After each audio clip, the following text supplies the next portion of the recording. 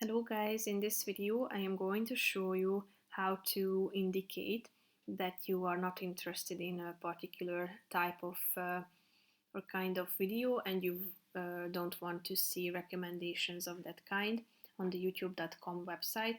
But first I just want to mention, don't forget to subscribe to my channel because at 10,000 subscribers I am going to show you my whole YouTube revenue statistics and growth strategy, how to make money online. So let's jump into it.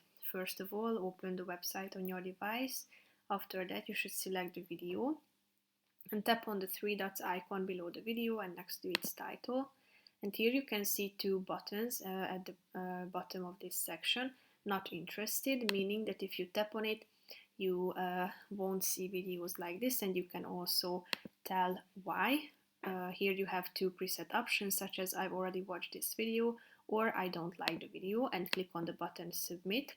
If you want to indicate that you don't want to see recommendations from this channel, you should repeat the same steps. So you should tap on the three dots icon below the video and click on the don't recommend channel button.